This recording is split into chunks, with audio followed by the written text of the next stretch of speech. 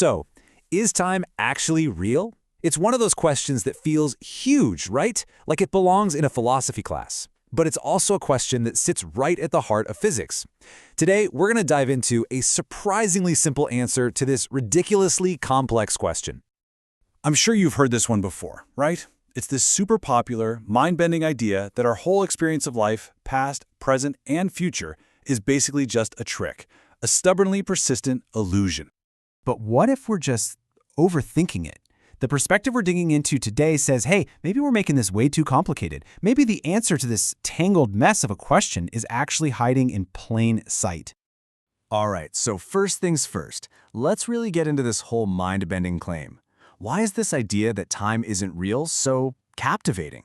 Why do so many of us find it so fascinating?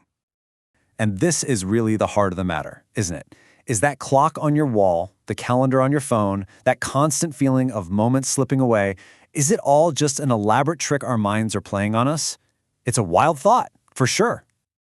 Okay, so now let's flip the script. Let's look at the counter-argument we're focusing on today, which is, well, it's powerful and it's surprisingly simple. And here it is, the big idea, right here. Time isn't some mystical flowing river. Nope, it's just a measurement. That's it. More specifically, it's how we measure change. And that brings up a really simple, logical question, doesn't it? I mean, we all agree that change is real. Seasons change, your coffee gets cold, we all get a little older every day. So if all that change is happening, how could the way we measure it be an illusion? So here's the logical chain of events. The argument goes, look, if you want to say time isn't real, you're forced into an even crazier position. You have to argue that nothing in the entire universe ever actually changes, that everything is just frozen. And this quote, oh man, it just nails it. Philosophers can sit around and debate what it means to be, but for a physicist, the reality of change isn't up for debate. It's not a question, it's the starting line.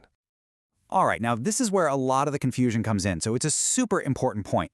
People tend to mix up the concept of time with something related but very different, the arrow of time, and we absolutely have to pull these two ideas apart.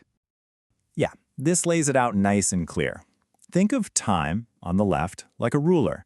It's a tool we use to measure. But the arrow of time on the right, that's our gut feeling that the ruler only goes in one direction, from the past towards the future.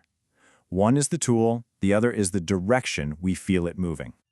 Okay, so if time is just a ruler, why do we feel it only moving forward? What's pushing it in that direction? Well, the explanation points to one of the biggest, most fundamental ideas in all of physics: entropy. So how's this work? Okay, picture this. You have a brand new deck of cards, all perfectly in order. That's a low entropy, very ordered state. Now throw them up in the air. They land in a chaotic mess. That's high entropy. The universe, on a grand scale, is always moving from order to disorder. You can't unbreak an egg. You can't unspill your coffee. And that one-way street toward disorder, that's what creates the arrow of time that we all feel. So you might be thinking, okay, this makes sense. So why is this even a debate? Well, for a physicist, this isn't just some fun thought experiment. It's a direct challenge to the most basic tool they have in their entire toolbox. Just look at this. Two little letters, dt. It might not look like much, but this little thing is one of the most powerful and important concepts in all of science. Seriously. See, dt basically means a tiny change in time. And it is everywhere in physics. It's in the equations for how things move, for energy, for almost everything. The argument is really simple.